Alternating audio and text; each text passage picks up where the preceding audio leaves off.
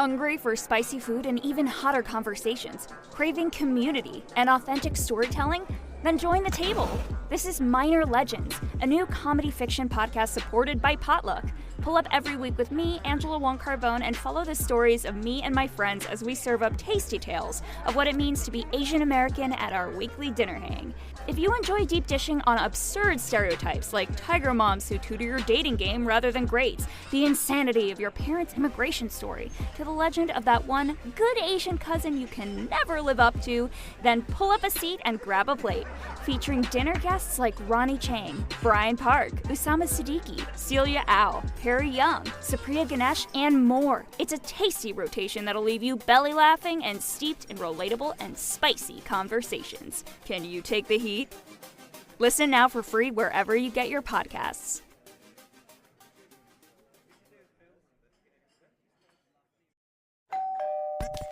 You're listening to Whoa! Potluck.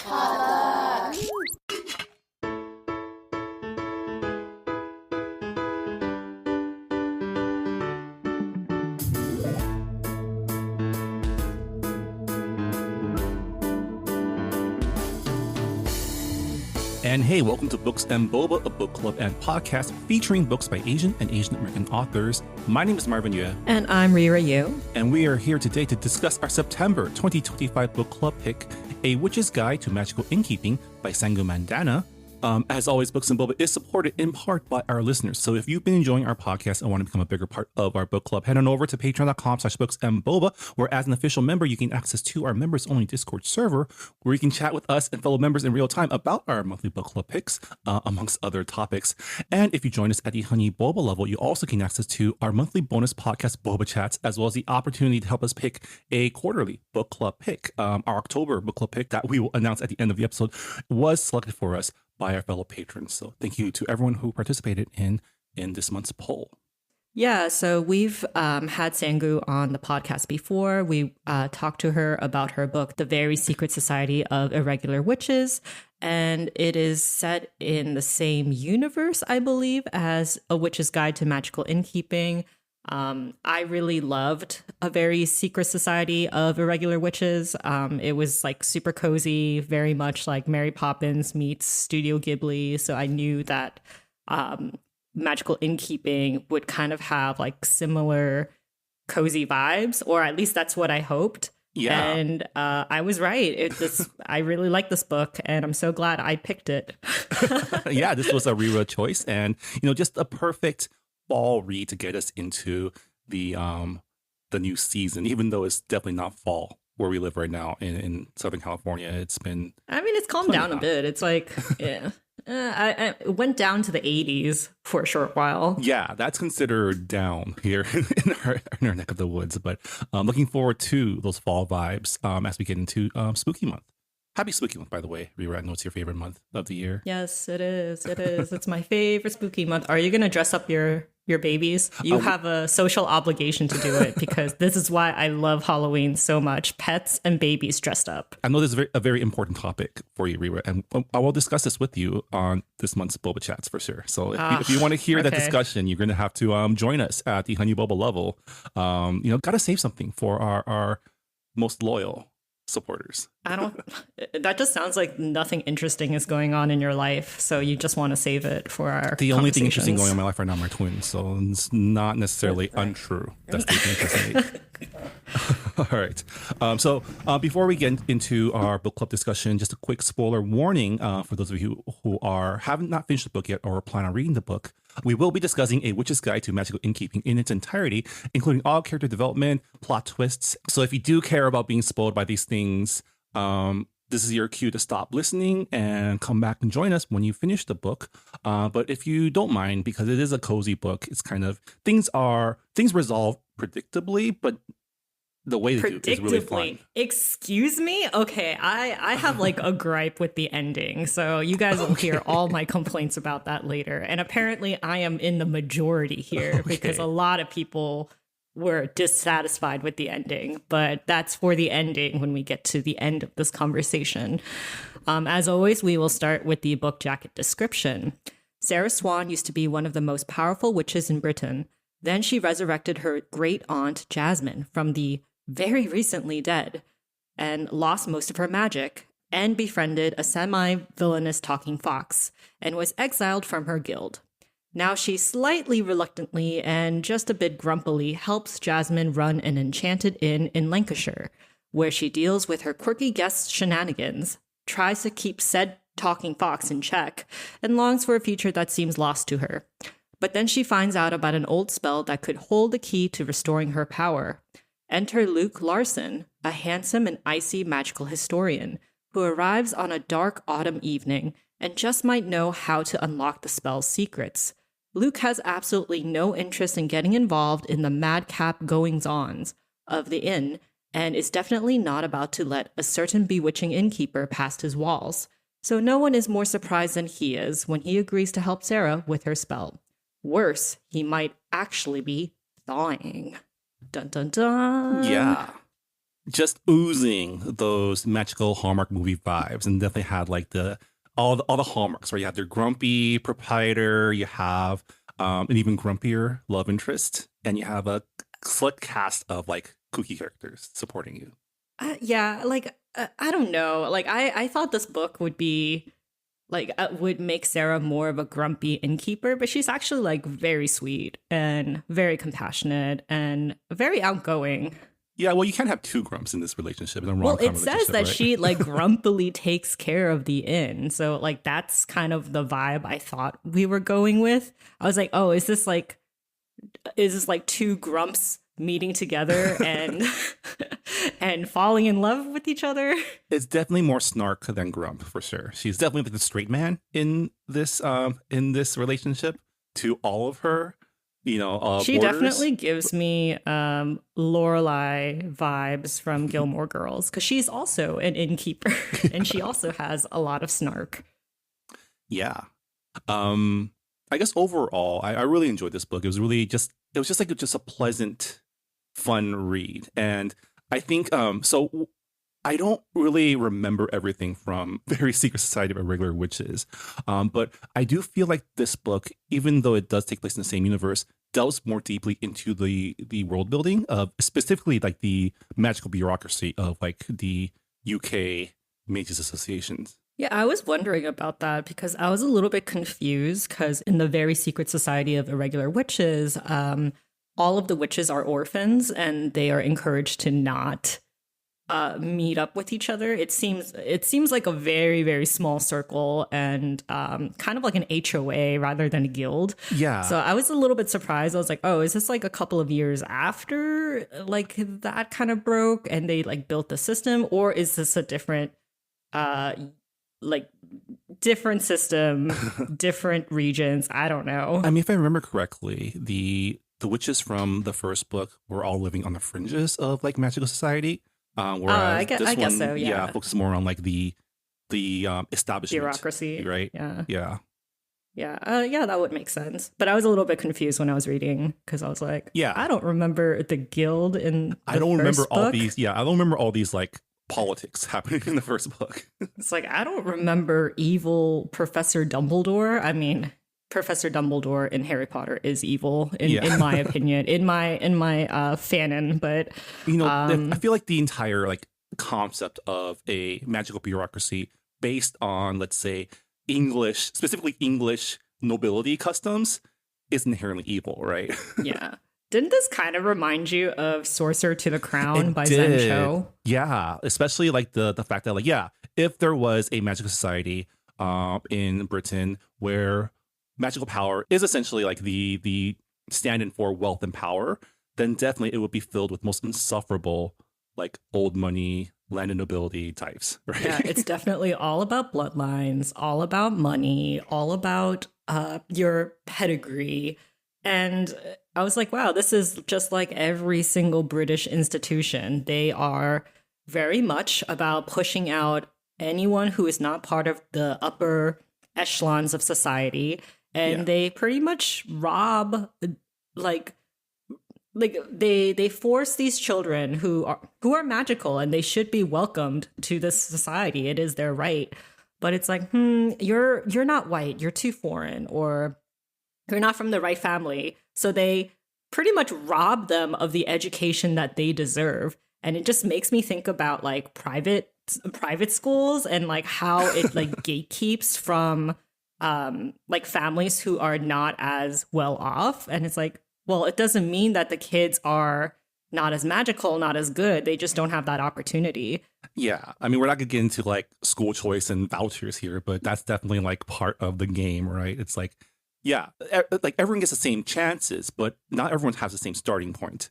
And that's kind of like the crux of it. Yeah, because like Sarah is like we said in the book jacket description, she is one of the most powerful witches. Yeah. And her only rival is Albert Gray, who up until this point was the most powerful witch.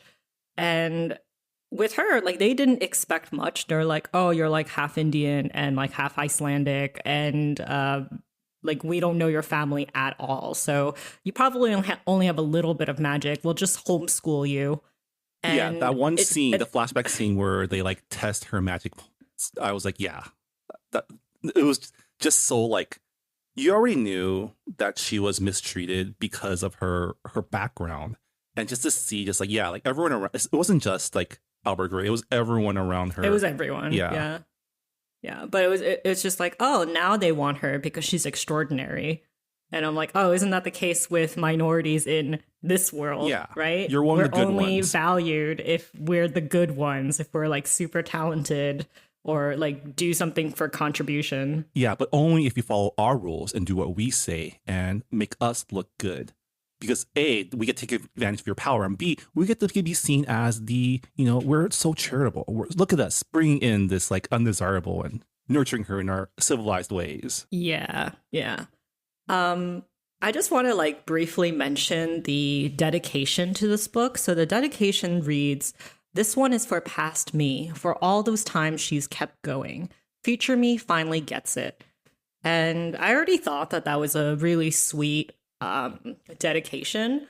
But like after I read the book, I'm like, oh, I get it now. Because in the book, the inn creates these like ghost flashbacks. Yeah. And it shows like Sarah, like, growing up and going through her depression. And it's like, yeah, that those past selves didn't know how strong they were back then going through all of this. And I'm like, I can see that this book was very personal to Sangu. What an interesting way to employ flashbacks, right? Because he does do like actual flashbacks where like you're flashing back to a previous time, but she also has like these ghost flashbacks, which allowed their characters to also interact with the flashback as it's going. And I thought that was a really interesting way to kind of show not only like the past that we haven't seen in the 15-year like time skip that happens after the first chapter, but also like give other characters a chance to get a glimpse of Sarah's interiority as well, right?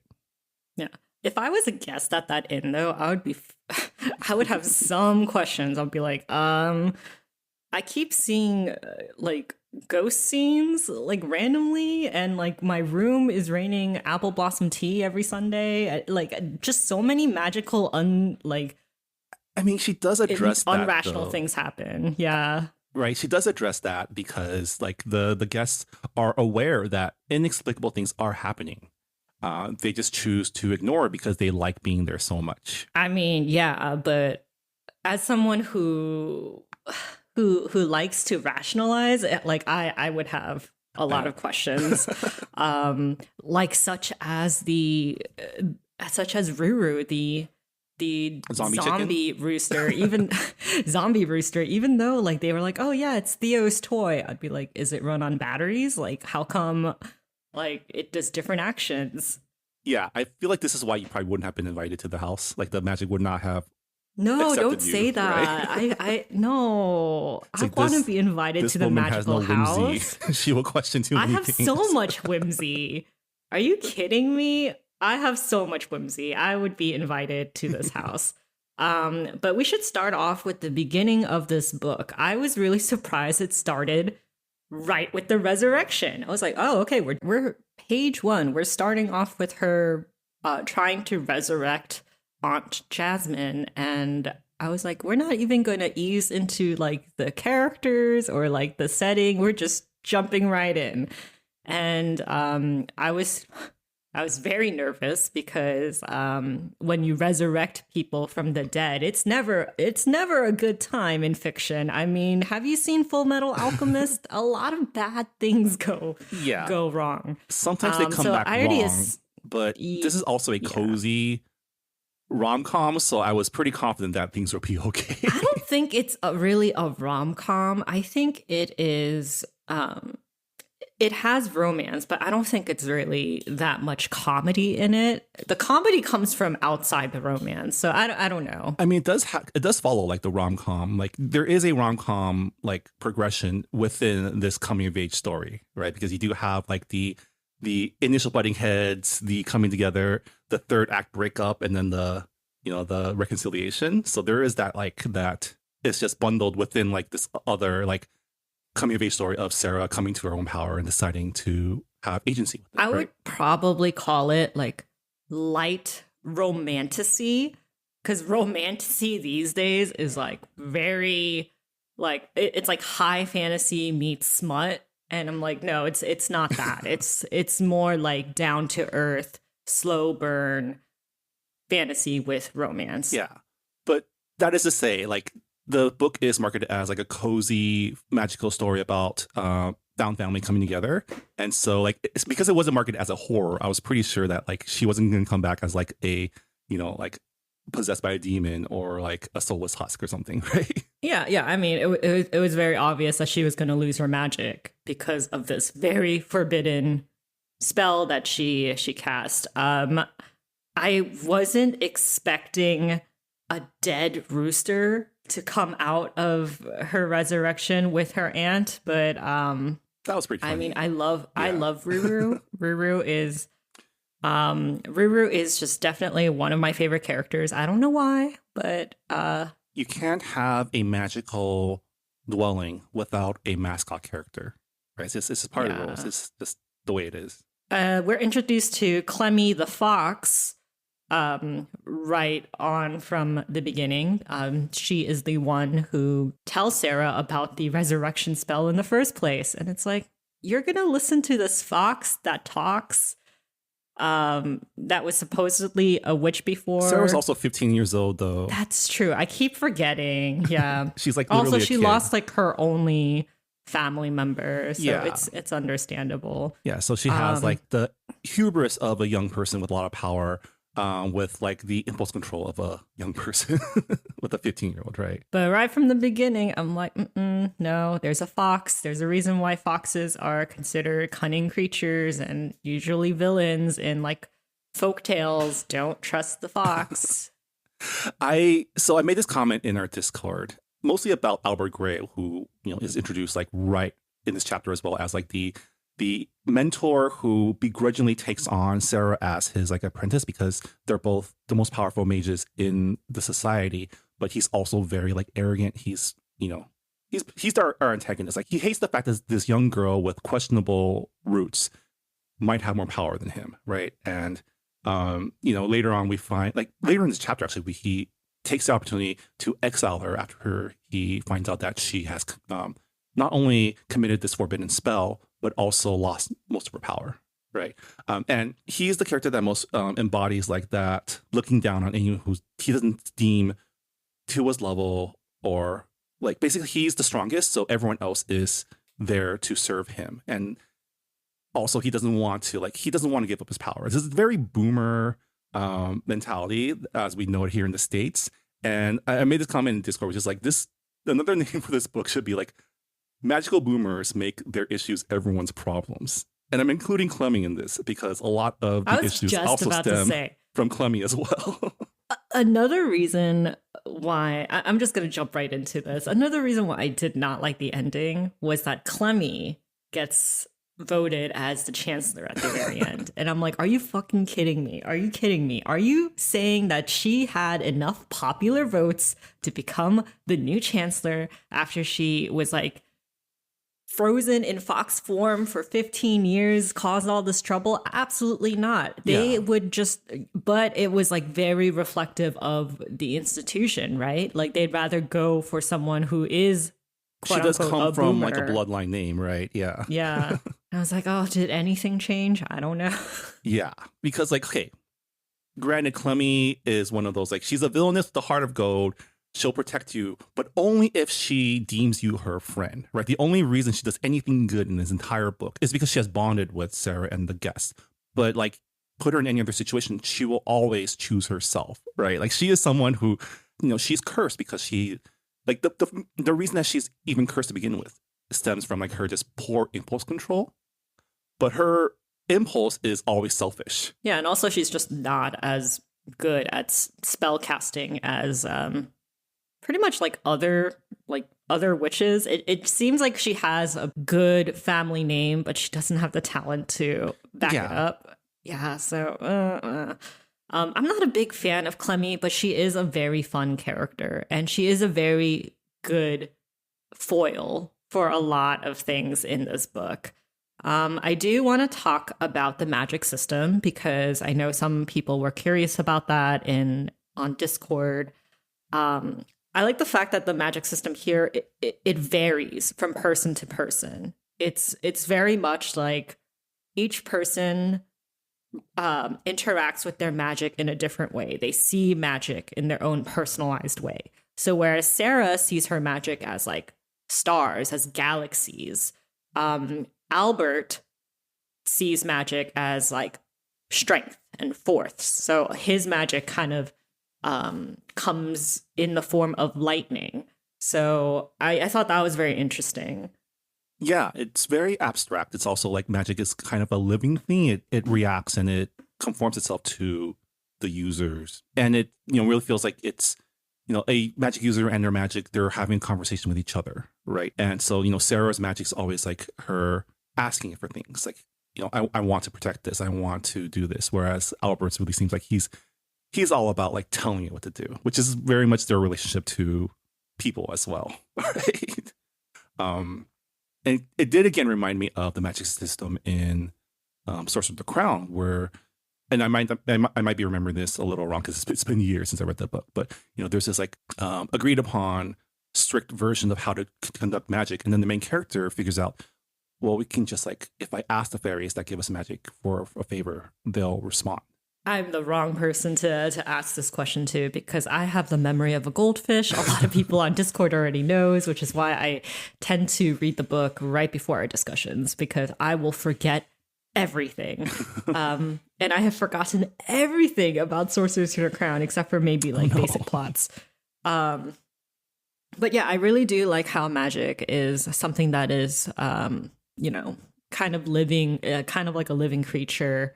And everybody has their own relationships with it. And I just like how it's not kind of like you have a wand and everybody conducts the spell the same exact way. Like even with like alchemy is very different in this book as well. Like the ingredients for the restoration spell, they're called adaptables because the ingredients adapt to what is personal to you.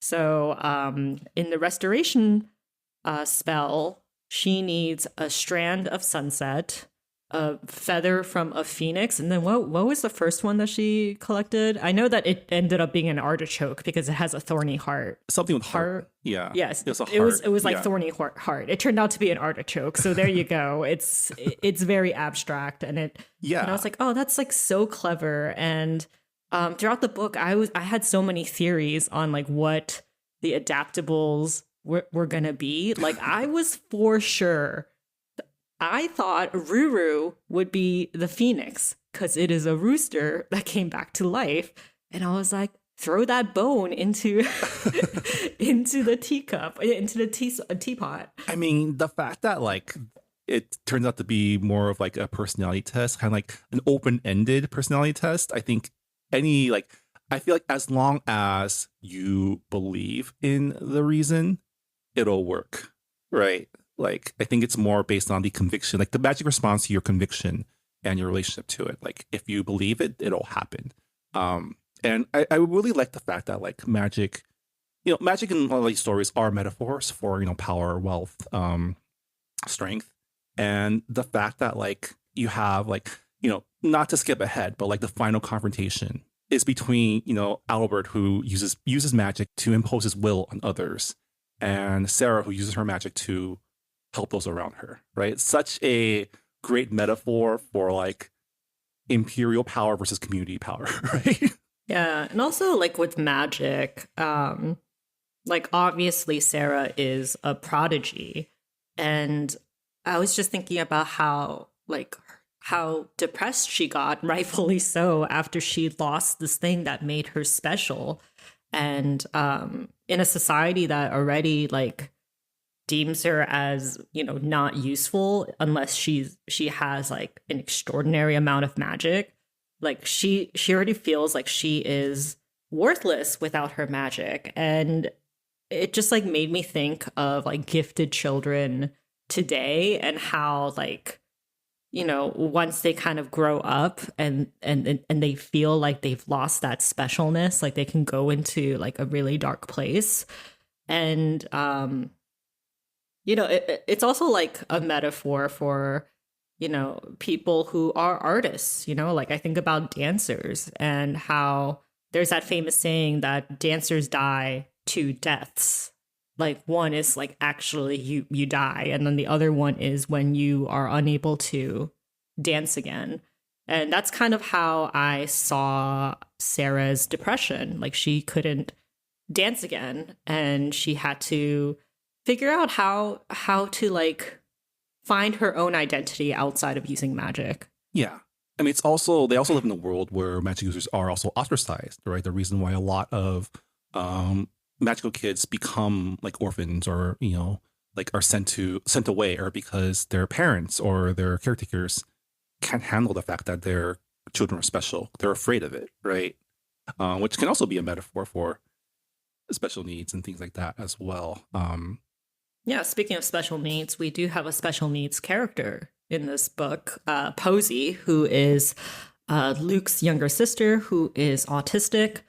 I thought it was a really great way to show how like special needs, like children with special needs, they need a space where they can just be themselves, where people accommodate their needs and not try to like force them into these boxes that society says is right in terms of like manners and behaviors.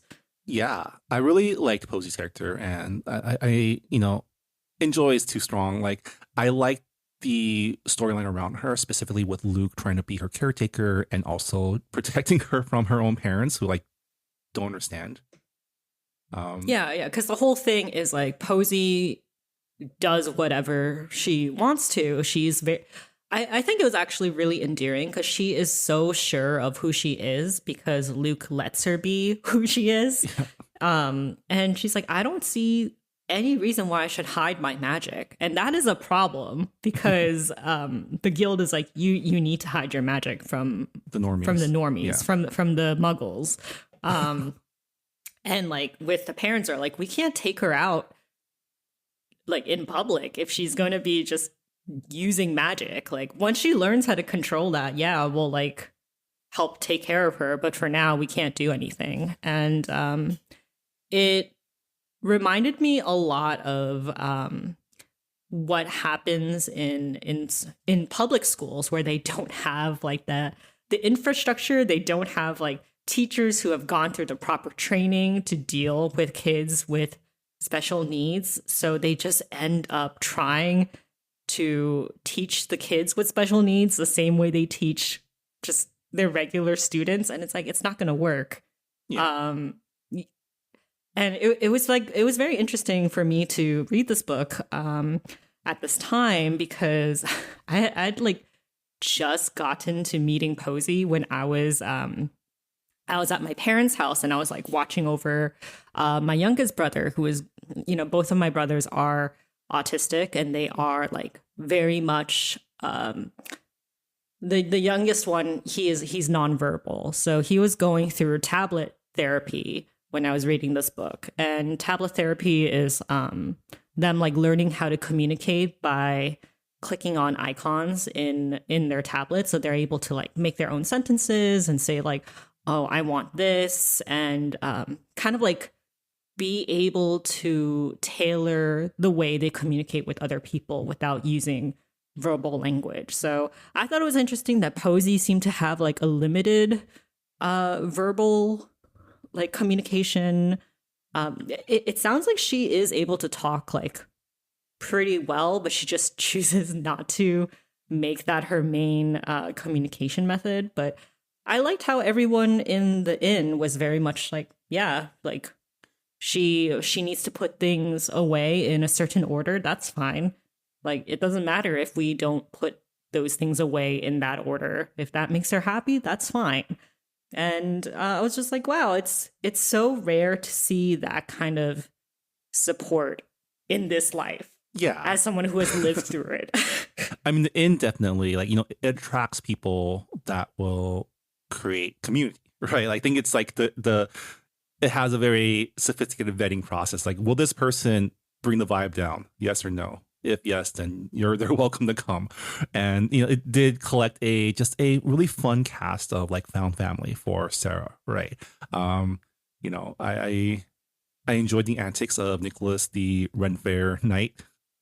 Nicholas of Mayfair. I bursted out laughing when Luke asked Sarah, like, why is Nicholas wearing armor all the time? And she's like, oh, like he feels comfortable in it. Like, he works at the medieval fair that's like a couple of miles down the road. And he's like, it's not a medieval armor though. And she's like, I don't think medieval fair considers historical accuracy that much. And he's like, they don't what? Like he starts having like an aneurysm over it. And I'm like, oh, that's me. Like, I'm always picking apart historical costumes. I actually had to like read a few times because they don't mention the Ren Fair part until like maybe like a couple pages after Nicholas appears. So I was like, is this guy like a time traveling knight? Like, did he get summoned from like the medieval times, or no? Okay, just a dude in a suit. It took me way too long, an embarrassing long amount of time to like clock that.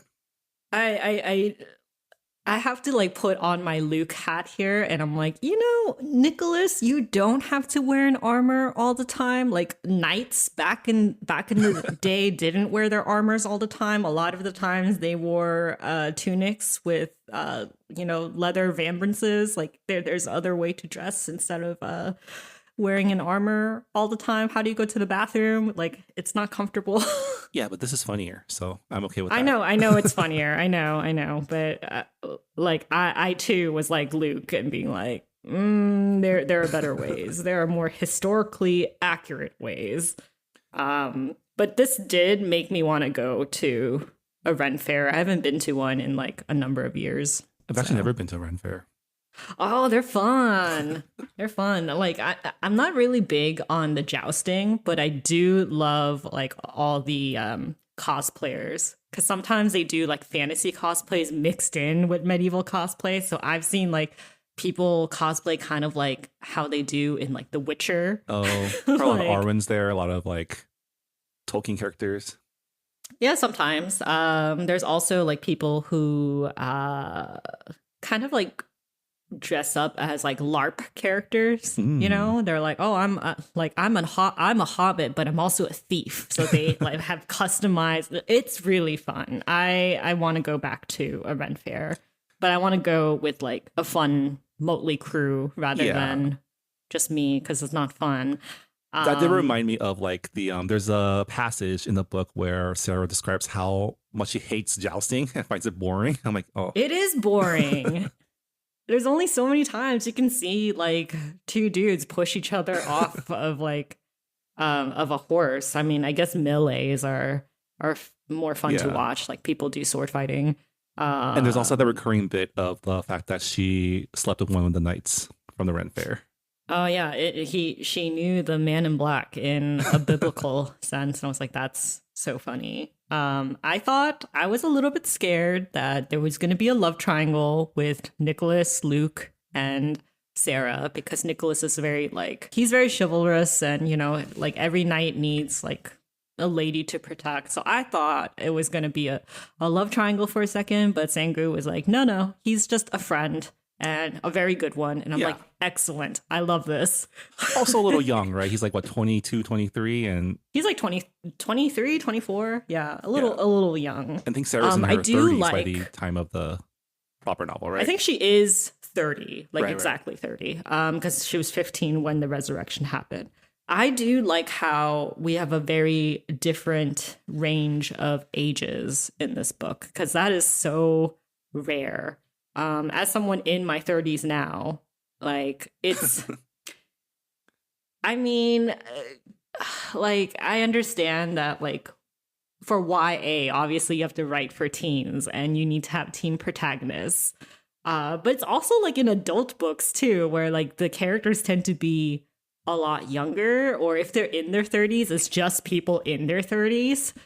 Yeah. And it's like you have old people here, you have kids here, you have Theo and Posey, you have a young adult with Nicholas. So I really liked the diversity of ages. Yeah, and you also have book. Matilda, and who gives you it reminds me of a cast of like Great British Bake Off, right? You have your young kids. Oh, you're right. And you have like your right. obligatory pensioner, who also has her own romance subplot with Sarah's resurrected great aunt. Yeah. I know that like I kind of like lurked on Reddit for a bit to see like what other people thought of this book, and a common complaint that I've seen, there weren't that many complaints, but among the complaints I have seen, there were people saying, oh, I think it's like really unlikely that like a group of in residents would be this diverse, not just in age, but also like in sexuality and in race. And I'm like, I mean, it is a magical inn that brings stragglers inside. So I'm like, I think the magic works in the way that, you know, it works with misfits and people who are in the outsides of fringes of society. If you're complaining about serendipity in a book that literally has magic-induced serendipity, I think you might like be picking at straws here. Yeah. I think to them it may have been just like, oh, like how likely is it that so many of these people would be in this one location?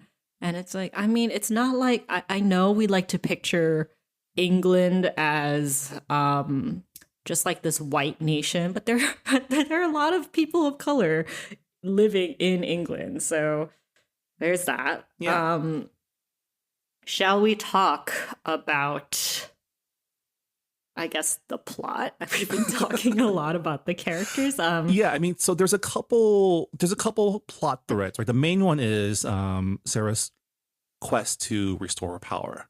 And you have the secondary plot line, which is the rom-com plot line. So let's tackle the romance part first, because I feel like we can get that out of the way, which is between Sarah and Luke, the Scottish magical archivist, who I think in the grand scheme of things, they had a nice storyline. Yeah, which is why, like, you know, I wouldn't recommend this book as a romance per se, because like romance is more of like a side plot to this book. This book is more about like cozy fantasy, magical realism, coming of age with romance sprinkled into the dough. So it's yeah, so I wouldn't say that it is a romance novel in terms of just like labeling things, but I did really like the romance. I do really like slow burns. And I do really like how Luke started off as very like standoffish, because, you know, he's someone who came into the magical society really late. And obviously that creates a lot of problems, because, you know, you already don't fit in because you're foreign, because he's Scottish, but that's foreign enough for them. And also I guess he's part Icelandic. So there's that. But I just think it's really funny because he is like whiter than white. He is like a translucent person, because his Arctic blue eyes show up quite often in the prose. And I'm like, this guy is so white, but they're saying that he's not British enough to be a part of the society. So yeah. But I do like how he is like like a magical historian. I love like one thing I really liked about the Very Secret Society of Irregular Witches was it had like a grumpy librarian as the love interest. And I'm like, yes, Yeah. I love grumpy men who are intellectual and wear sweaters. Love it. I was gonna say this, like, again, like I don't remember as much about that first book, but it does seem like there is the Venn diagram between Luke and love interest from the first book is pretty close, right? Yeah, pretty close to a circle. They're both like men who are into academics and they have to take care of a little girl. I mean, in the Very Secret Society of Irregular Witches, 3 girls who are very, they're quite a handful. And Posey is a handful on her own, even though she is a delightful child. I liked Luke's growth as a part to like the romance. Obviously, the romance is integrated into his growth because his whole thing is like he always has one foot in the door and one foot out because he's never fit in anywhere. And because also of Posey's special needs, he always wants to leave before people see them as a burden. So like him interacting with Sarah and her like lowering his guard with like her charm and also like just her compassion, like him just like struggling with that and kind of seeing her as, wow, there's actually someone in this world who is willing to let me stay. I was like, oh, that's really sweet. As opposed to like you could have taken the romance out and I would have been like down for that kind of relationship, you know? I feel like the romance is like, it's not offensive, right? It's not, it's just, it's by the numbers and it's kind of what you want out of like this type of plot line. If this book was about the romance on its own, it would have been a perfectly serviceable like romance rom-com type of situation. And that's why, like I said, it feels like the romance plot is like folded into like the greater plot, right? It's like there's a full kind of romance subplot there that runs like your typical like 3-act rom-com film. But it's not the main reason we're here. Yeah, and that's what I love about like that's like my favorite type of romance stories. So it worked out perfectly for me. It was like the right amount of like sexual tension and like wholesomeness. There were some, and I finally did not get caught listening to the steamy scene while on a drive-through. I was listening on my earbuds on the way. By the way, I did enjoy, I read half the book on my Kindle and half the book on audiobook, and I did enjoy, like I did have to listen to it first to get the voices in my head because I did need like you need the accents. I need the accents, right? This type of book, like I feel like accents are like half the battle, right? Like Luke with his like Scottish accent was pretty good. Yeah, I usually do like a mixed read of audiobooks and like the actual text, but this time I bought the paperback and I just read it. I was fine. Maybe it's because I have watched way too many British shows that like all the accents are not even like yeah. I have like a storage space of just accents and I'm like, I can just pull out an actor from my head and they will play this character. So that's good because when I read Luke in my head, he just sounded like David Tennant playing Scrooge McDuck. I mean, David Tennant is the right accent. Yeah, I mean, he is Scottish and he is very charming and very grumpy. So, I mean, but look-wise, no. I will say I did miss something. One of my favorite parts of the Very Secret Society of Irregular Witches was like the narrator had a very snarky like vibe to her, like the omniscient narrator of the book, because in that first book the main character was kind of a hot mess and the narrator really gave her a lot of crap for it. I feel like the narrator was a lot less snarky in this book. And yeah, this is written in third person, omniscient view. So it's not first person. And I do like that because I feel like most books are written in first person these days. Sarah is very different from the protagonist of the Very Secret Society of Irregular Witches. I mean, she is older too, and she has more life experiences. She's been hardened by life. More regrets, yeah, for sure. Yeah, Surely, and regrets. Definitely representation for us millennials who have lived through a lot. Yeah. And And I do love how, she loves this inn. She loves it. She's been you find out that Sarah didn't actually lose all of her magic. She, still has like a minuscule amount, but it hasn't really been replenishing as much because it's been leaking into the inn to keep the inn running with the magic that keeps it like whimsical. So yeah, like I don't know, there was something like very comforting about that as a reader, being like, oh, okay, so like this thing that she thought she lost forever, it's actually been with her all along. It didn't abandon her. Yeah. And it's making her life still magical in like the smallest ways and in the ways that count. So I was like, oh, okay, it's not completely lost. Yeah, that was a really good moment, I feel like, because, her arc is this idea that she feels like she's broken, she feels like she's lost everything, and then coming to realize that like what she needed was always around her, and then that it never left her. And the fact that like, she doesn't want to leave. Like her final like kind of the conclusion of arc is like realizing that like what she has, what she's built here is worth fighting for. And I think that's really,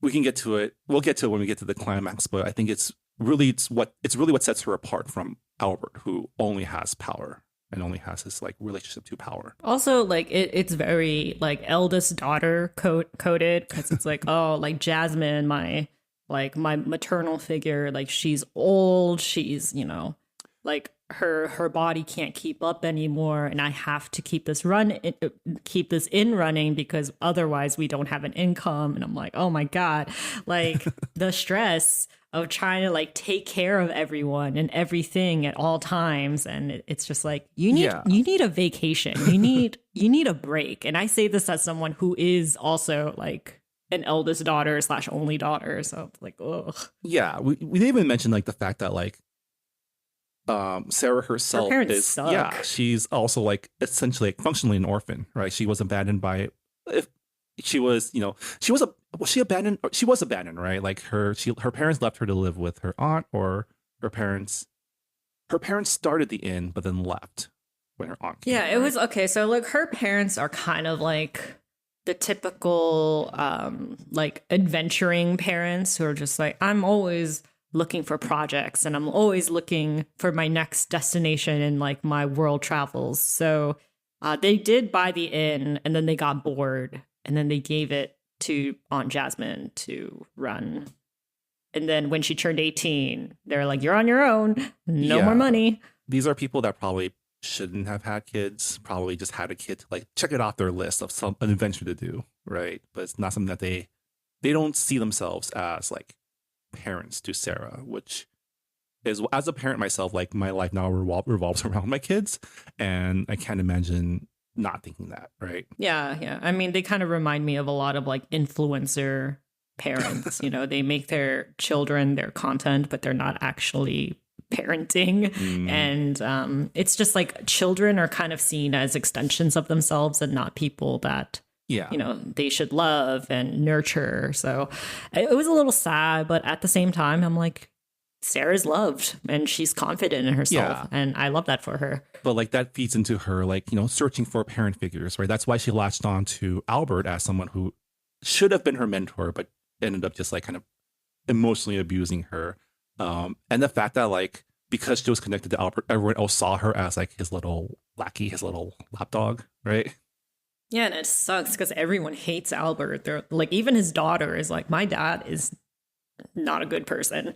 Yeah, let's talk about Francesca, who was like, top 10 anime betrayal in the first chapter. I wasn't sure I was gonna come around to her, but I did get the feeling that she, like, because the Sangu did a really like interesting thing where like she makes us hate this girl for her betrayal of her friend, but then we come around because she leaves enough breadcrumbs for us to like infer that Francesca is repentant and is actively trying to help her friend now that she is in a position to. What did you think about Francesca as a character? Yeah, I mean, like Francesca, she was 15 years old, and like her dad is like the most powerful wizard, most powerful witch in the guild, and it's like, yeah, like your best friend did an ultra forbidden spell that resurrected a dead person. That is breaking a lot of laws. I mean, if I was a 15-year-old and like my best friend said, "Hey, so like I murdered someone," and I think they're still alive, but but it would be better if we don't talk about it. I'm obviously gonna freaking go talk about it because I feel like that's not exactly an apples to oranges type of like. No. But I'm just saying that like as a 15-year-old, where especially when you are raised in a household where rules are like supreme, it's very hard to break away from that like lifestyle. So I understand. I didn't really have much hate for her, and I think this might be me as someone who is in her 30s. I'm like, yeah, like kids are kids, whatever. And I can see that like as she has gotten older, like she's obviously taken on the responsibility as chancellor. She's also a parent. She has twin girls, and it's like, yeah, as a parent, she probably now knows that her dad was a really bad dad, and that was not the way that a parent should have treated a child. And I do like her apology right from the beginning, because it turns out that Theo and Clemmy, they went to go steal a book that Sarah needed for the restoration spell, and Francesca's like, look, you can take a picture of the book, but I need to take the book back. And I'm like, yes, I do good love, for you. I do love the fact that she was like, why didn't you just take a picture? Like, again, Clemmy's plans are terrible and are she's an prone old to her person. She impulse. doesn't know how technology works. And also like Theo being like, I'll leave my phone behind so that they can't like locate me. And I'm like, take a burner with you. Like, dude, like what are you doing? But yeah, Francesca is kind of the definition of a millennial boss, I would say. Like, you know, like the boomer bosses would be like, you have to work all the time and like come into the office all the time, blah, blah, blah. Everything needs to be followed to a T. And then like Francesca was like, I don't know. I don't care if you work remote or like whatever, as long as the work gets done. I don't care. Like, Yeah. take a personal day off if you need to. She gives off that vibe. And I am glad I did like her. Yeah, and I'm glad that they reconciled like at the end too. I feel like, you know, you can tell that she is someone who deeply regrets what she did to her then best friend. I'm sure they became friends at first because her father wanted her to like keep tabs on Sarah, but it did seem like they did have a really good relationship at some point that, you know, she messed up herself. And so, not to jump ahead, but like the guild definitely has ulterior motives to wanting Sarah to have her power back, right? But it also seems like Francesca also just wants to make amends for what she did. I mean, it's just like any old institution where it's like, okay, the racism and the misogyny has kind of gone too far. We need to kick some people out and try to salvage this. Yeah. It's not going to be perfect the first time, but we are going to try. And that did leave things on a hopeful note. As a cynic, though, I'm like, nah, the guild is not going to change all that much. Yeah. I feel like politically, I feel like both of us are more like, it's not like we've tried incremental change. We need to like build something new. You think that the government will get their shit together, and it's like, nope. So I don't have hope for this guild, but it is nice that, you know, they are reshuffling some old people out, though Clemmy as chancellor is, Yeah. I don't know about that, man. Especially her betrayal. Clemmy. Yeah. Let's talk. Okay, Yeah. so the one last thing we didn't talk about is the, you know, I don't know if it's obligatory, but you have a ball scene in this magical... Yes, it's a masquerade ball. I love this trope so much. It is my favorite trope in any kind of book or movie. I just love sparkly gowns and masks. I love it. The tension, the drama. Love Yeah. it. And I also love that they also turn into a heist scene because they're infiltrating this masquerade ball to steal this item that they think might be the strand of sunset that Sarah needs for her spell. I mean, it might as well have been, but the magic of adaptables is that it can be multitudes. Yeah. So it wasn't like, it didn't work out. They couldn't get these the sunset with the black sand, which tests magical abilities of young witches. It turns out that Clemmy ran into Albert, and then Albert promised her that he would turn her back, or he would help her untie the magical knots that are keeping her into a fox if she told him what the hell is happening and what Sarah is up to. And that's why Albert is able to bust in through the library and steal back the strand of sunset, and pretty much like threatens to kick Luke out. Actually, he does kick Luke out, and it's like, But I feel like, and this is just me thinking now, they probably could have gotten out of there if they had not been so horny a second ago. Yeah, I mean, but then like Albert knows where they live, and It's true. yeah. Here's the thing with Albert. Okay, so like there's the final duel, right? And this is the part where I'm like, Sangu, what have you done?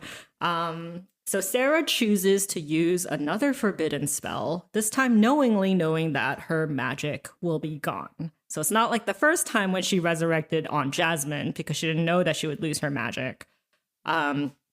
This time she uses the incantation to steal the magic of Albert, which will get rid of her magic in return. You really think that Albert is gonna let that lie? I feel like that man, even without magic, would turn stalker serial killer. Like, I feel like he would still be dangerous, and he wouldn't just let that go. But also he doesn't have anything left, right? Like he doesn't have magic left, so he's gonna have to do that through conventional means.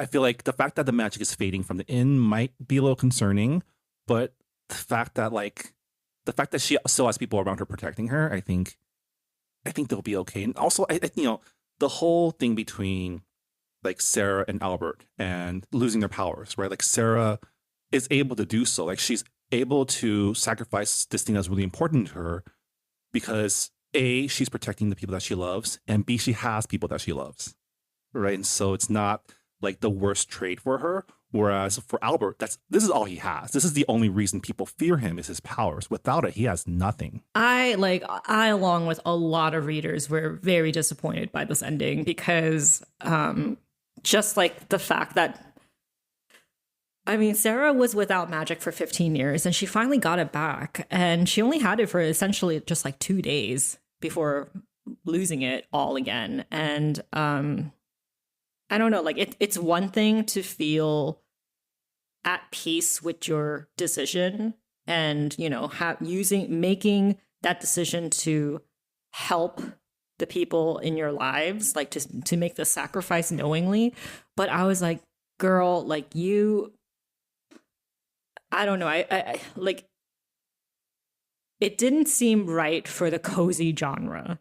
I was like, you're telling me like this thing that she had been longing for 15 years and she got back, it's just gone again. Like it seemed very unsatisfying. And I did like how in the ending, Sangu kind of like had that 1 star still show up in Sarah's like magical galaxy. It's like, oh, magic hasn't completely abandoned you. You might not be able to cast magic anymore, but magic is always still with you because you have loved magic and magic loves you back.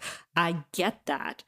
And I get that magic is the people that we love. I get that as well. But fuck that. Sarah deserved to be selfish and keep her goddamn magic. Like, it's just not right. You see, like maybe this is because I'm not familiar with like the rules of the cozy genre, but I thought it was Happy a very ending like, all the good time. thematic like conclusion to her arc, which is like this thing that for the longest time she had based her entire personality around her lack of magic, how magic is like what the only thing that gives her like meaning, and her coming to terms with like it's not the only thing, and like magic is meant to be used to protect people, to help people, and not to like impose her will on people. I think it's like it's a very, again, metaphor for like the right way to wield power, right? Power is meant to help community, to bring everyone up, not meant to make people bend to your will. And like this, for me, looking at the thematics of like this representation of like British Empire in Albert, and Sarah representing like the power of having community, having a diverse found family, and having like this idea that like power isn't everything. I thought that was the fact that like when these two clash and they both lose their powers, how one person is able to move on because of community, and one person is left to kind of just rot in his giant house. I just feel like she should have gotten her magic back, even in like a minuscule way. Like the magic in the inn is still alive. It's never going to fade because like that's contained. Or I don't know, like I think I have complicated feelings about this because Sarah has been like the caretaker. She has been the innkeeper for so long. She has put other people's problems as like priority. She's always taking care of people. And it just kind of feels like a letdown that she has to yet again sacrifice herself for the betterment of others. And it's not even just like the people living at the inn. It's also like the guild, because they want to get rid of Albert. And I'm like, man, like she has done all the work and really got nothing back in return. I mean, you can argue saying that like, well, she has family and that's all she needs. And I'm like, well, she deserved more. She deserved better.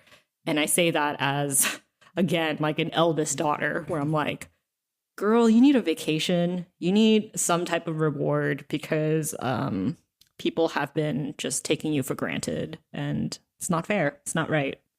Well, hopefully Clemmy will give her like a magical stipend for her services, right? Like a pension for services rendered to the magical community.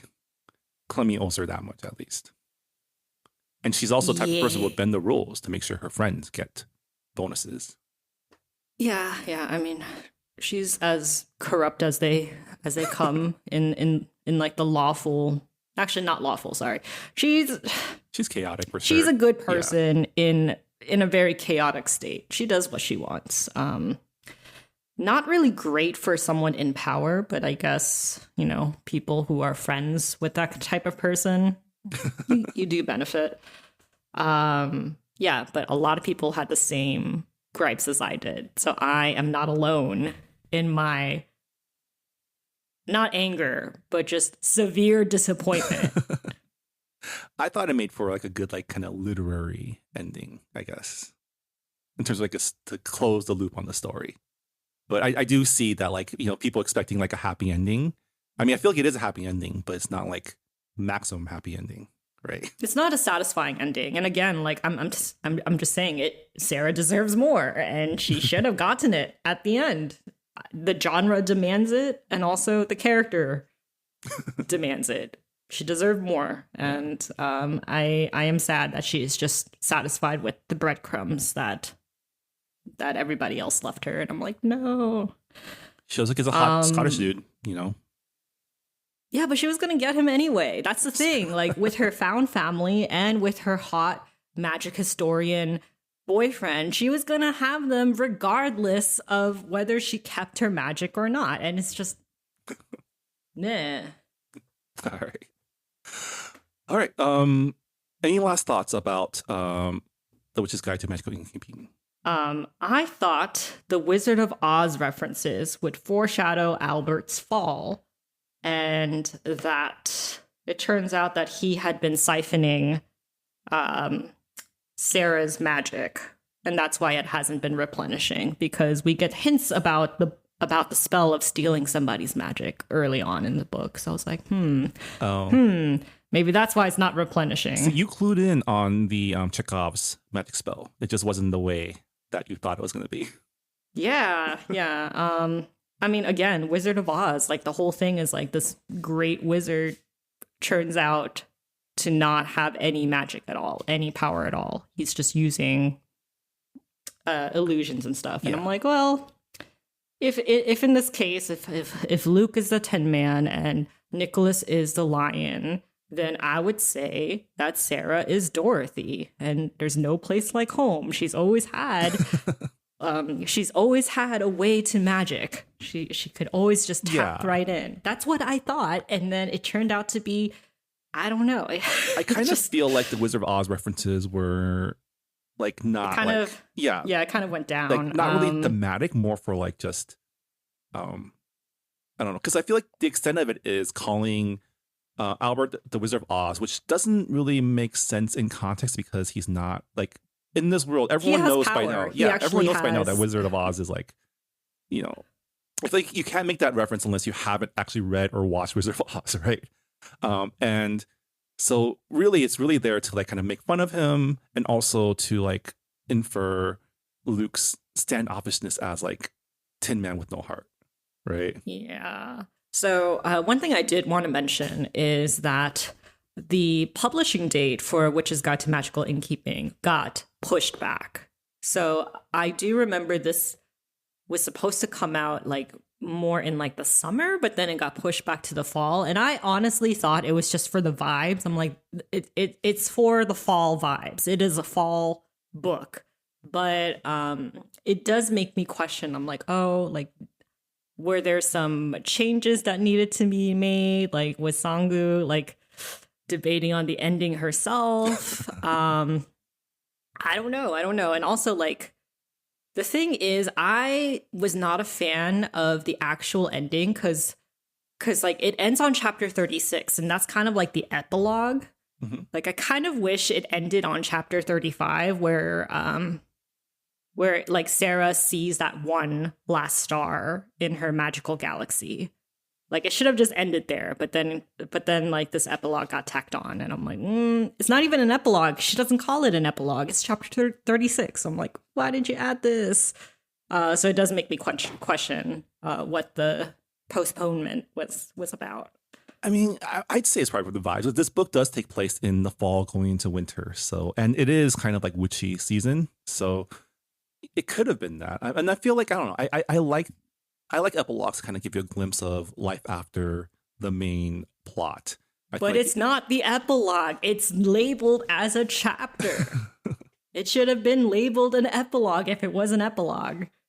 I mean, last chapter epilogue is, we're just, you know, semantics. No, right? It's not. It's very different. It's very different. It's like the epilogue is the cherry on top, right? But then the ending is like the whipped cream. Okay, so it's like you can technically have a sundae without the cherry, and it's supposed to add to it, but it's not. So I don't know if that analogy makes any sense, but not a fan of chapter 36. It should have ended on chapter 35. And if an epilogue needed to be provided, then it should have been labeled as an epilogue. And I kind of was side-eyeing Luke at the very end because I'm like, what happened to your personality? Like, why are you saying that? Like, oh, I like you to consider, like, every time I see you, I consider you as mine. And I'm like, where's this alpha dog thing coming from? Like, I don't like it. So those are my last thoughts. I know negative, but I just had to get it out before ending this recording. All right. Well, I guess with that'll do it for our discussion of A Witch's Guide to Magical Innkeeping by Sangu Mandanna. If you have any thoughts on our discussion or on the book itself, please let us know either on our Goodreads forums or on Discord, where our conversation is ongoing. All right, and before we call it an episode, wanted to announce what our Honey Boba members have selected for our October 2025 book club pick. And we asked our Honey Boba members to help us choose a scary book to read for October per Books and Boba tradition. And so for the month of October, we are reading Bat Eater and Other Names for Cora Zhang by Kylie Lee Baker. It is a supernatural mystery thriller about Cora Zhang, who is a crime scene cleaner who was grieving the violent death of her sister, who was pushed in front of a train during the pandemic. Oh, it's a pandemic novel. Okay, Yeah. Interesting. Yeah. That makes sense because the title has Bat Eater in it, and COVID stemmed from bats. Yeah, that makes sense. It's definitely a book that stems from the Asian hate crimes during the pandemic. The story takes place in the lead up to the Hungry Ghost Festival as Korra's mental state increasingly deteriorates as she discovers that all her recent cleanups have been bodies of East Asian women. I did a quick scan of Goodreads to kind of get a vibe of the book, and it does seem to have a lot of gore. So if you are, sensitive to gore and also like anti-Asian hate during the pandemic, proceed with caution. But we'll be reading this book over the month. If you are a Patreon supporter, the reading schedule is up on our Discord now, so definitely check it out. And yeah, we'll be discussing this book with you all at the end of the month. But with that, that'll do it for this episode of Books and Boba. Thank you so much for listening to our discussion of A Witch's Guide to Magical Innkeeping by Sangu Mandanna, and we'll see you all next time. Bye, everybody. Bye. Thanks for listening to Books and Boba. This podcast was hosted by Marvin Yue and Rira Yu and edited and produced by Marvin Yue. Follow the book club on Twitter and Instagram by going to @BooksandBoba and engage with us on Goodreads on our Goodreads group. You can also check out past episodes of the podcast by going to booksandboba.com and by subscribing to us on your favorite podcast app. Don't forget, you can support Books and Boba and Asian American authors by purchasing books at our bookshop.org account. Check out the link in our show notes and also at booksandboba.com. Books and Boba is a proud member of the Potluck Podcast Collective, a collective of Asian American hosted podcasts featuring unique voices and stories from the Asian diaspora. Learn more about the collective and check out our fellow Potluck shows by visiting the website podcastpotluck.com. Thanks for listening.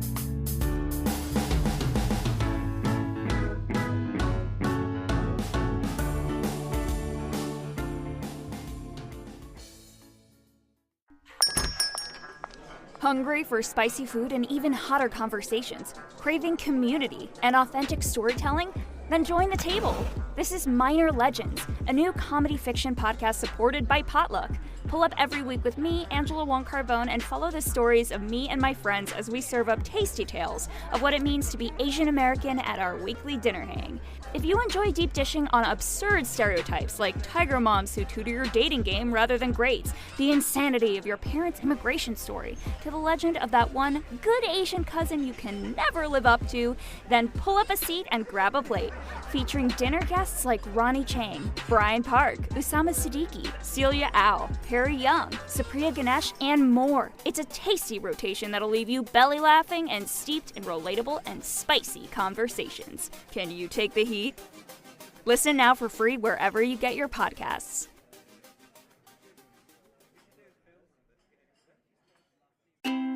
Great news! The Korean Drama Podcast is back for our 6th season. The Korean Drama Podcast is the podcast about watching Korean dramas by people who don't watch Korean dramas.